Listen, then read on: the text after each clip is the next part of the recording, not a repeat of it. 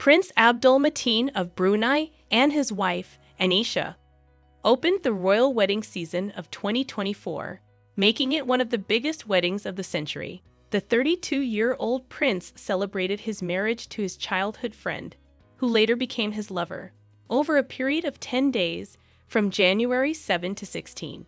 Who is this fortunate girl who captured the heart of Asia's most handsome royal? And what exactly didn't people like about the wedding? Watch the full video to find out. Don't forget to like the video, subscribe to the channel, and hit the bell icon to get notified as I upload a new video. Let's go on. When Prince Mateen shared a photo on Instagram with Anisha, who had a diamond ring on her hand, many of his female fans were surprised. The post got more than 11,000 comments, with some infatuated followers expressing disappointment that 2024 began with heartbreak. Prince Mateen was a dream for many girls worldwide, often called Asia's most handsome prince by many newspapers. Despite being recognized as one of the most attractive suitors globally, he had been noticeably reserved when it came to love. This is especially surprising considering the romantic histories of his father, Sultan Hassanal, and his uncle Jeffrey Bolkiah. In 2020, Prince Mateen revealed in an interview that he was looking for a humble woman who is genuine and real.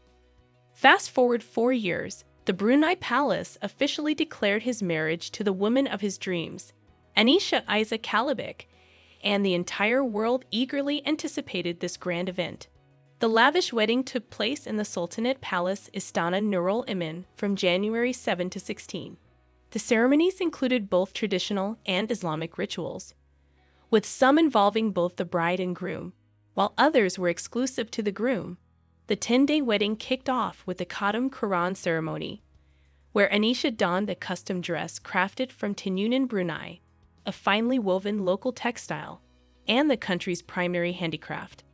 The sleeves and skirt edge of her dress were adorned with crystals. Completing her look, Anisha wore a white hijab and opted for a natural makeup style. The Khatam al-Quran ceremony is practiced by some Muslims as a pre-wedding ritual. In it, the future bride reads the entire Quran before she enters into married life. On another day, the couple wore coordinated red outfits for the powdering ceremony, a custom in Malaysia and Brunei. This ritual involves the groom and bride to be receiving blessings from close family members, symbolizing wishes for a happy, fertile, and wealthy married life. These close family members apply colored powder to the hands of the couple, though in some families, the powder is applied to the entire body. The couple arrived separately for the event, with Mateen coming first. In this ceremony, Anisha wore a vibrant red outfit with golden details, complemented by a traditional gold crown and stunning gold jewelry. Following the powdering ceremony, Prince Mateen and Anisha took part in separate male and female-only solemnization ceremonies at the Omar Ali Saifuddin Mosque. Dressed in traditional white wedding attire adorned with diamond-shaped motifs and a matching headpiece, Prince Mateen affirmed the acceptance of the marriage solemnization. Afterward, he approached his father and kissed his hand, and a 17-gun salute was fired to mark the conclusion of the ceremony. On the other hand, Anisha appeared at the female-only ceremony wearing a white lace gown that took 3 months to complete, and she looked absolutely stunning. The peak of the celebrations arrived with the formal wedding. After several days of separate events for the bride and groom, the couple united for a wedding reception. Prince Mateen, adorned in a ceremonial military uniform, walked down the aisle with his new bride, and the two looked so happy to be finally together. Anisha wore a long-sleeved traditional white wedding gown, complemented by exquisite jewels. She adorned a diamond tiara previously worn by Princess Azima, Prince Mateen's sister, over a veil covering her hair. The bride also wore statement earrings, a dazzling diamond necklace with a large pendant, and carried a small bouquet, creating a truly regal ensemble. After the reception, the newlywed royal couple embarked on a procession through the streets of the capital, Bandar Seri Begawan, in a grand parade, at which thousands of Bruneians stood under the hot sun to get a glimpse of Prince Mateen and his wife. The joyous couple stood in the back of an open-top Rolls-Royce, waving to the enthusiastic crowds who had gathered to see them on their special day. The wedding concluded with a lavish banquet, attended by an estimated 5,000 guests, including foreign dignitaries and world leaders. Among the royal families reportedly present were Malaysia's King Abdullah and Queen Aziza, Bhutan's King Jigme and Queen Jetsun Pema, and many others. Prince Mateen wore a black military uniform to the banquet, while Anisha wore an opulent cream ensemble heavily embellished with crystals. She completed her look with a statement diamond necklace and wore a tiara over her white veil, along with a matching white clutch bag. The 10-day wedding celebration was indeed one of the biggest in the century. Anisha, who had been away from public attention for many years, grabbed the headlines during this wedding with her natural beauty and her mix of European-Asian appearance. However, some aspects of the wedding didn't sit well with some fans. Firstly, many fans weren't pleased with how Anisha looked wearing the hijab at the wedding. Some newspapers even commented on how the hijab seemed to hide her beauty, suggesting that she looked more beautiful without it. Some fans even expressed their wishes that she wouldn't wear it anymore. Nonetheless, the choice remains hers, and in any case, she looks stunning. Another aspect that people didn't like about the wedding is its high cost. Many think it's just a waste of money.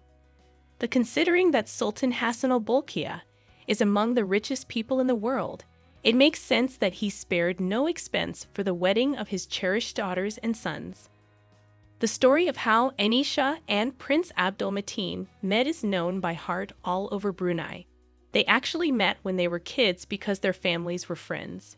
During their teenage years, they used to hang out at various parties, just as friends with no serious romantic involvement. Anisha had a previous relationship with a guy named Dan Bauman, and there are pictures of them together on the internet. They dated for a long time but eventually went their separate ways. The more significant connection between Anisha and Abdul Mateen began in 2018 when they were both studying in England. Being fellow countrymen living abroad, they frequently met and developed a genuine friendship. Over time, their friendship blossomed into a real love story, especially since they shared common interests. It's believed that by 2020, their relationship turned into a romantic one. Since then, they've been seen together at social events, behaving like a couple. Anisha Isa-kalebic is a well-educated girl from Brunei with noble roots. She comes from a family with significant influence, as her grandfather, Pihin Dato Isa, serves as a special advisor to the Sultan of Brunei. Anisha's appealing appearance is a blend of Asian and European heritage inherited from her Bruneian mother, Mariam Isa, and her Croatian father, Adam Kalebic. She has 3 siblings, and her brother is known to be a close friend of Prince Mateen, sharing a passion for football and often seen together in friendly photos. Anisha completed her education at the prestigious University of Bath in England, around the same time as Abdul Mateen. She holds a degree in economics and manages several large companies. An entrepreneur at heart, she owns a chain of fashion houses called Silk Collective and has her own line of stylish clothing. Additionally, Anisha, along with her best friend, co-founded an international travel company called Authenticity. Following the wedding, it's anticipated that Anisha, as the prince's wife, will actively participate in charitable and diplomatic activities. Given her economic acumen, there's a possibility that she may take on a significant role in a ministry or a large state-owned company. Do you think that after the wedding, Anisha will maintain a low profile, or will she have a significant role in the royal family alongside her husband? Share your opinion in the comments. And that's it. If you enjoyed the video and want more like it, be sure to leave a thumbs up below in appreciation. And if you haven't already, you really want to subscribe to my channel and tick the bell icon so you get notified as I upload a new video every week. See you in the next video.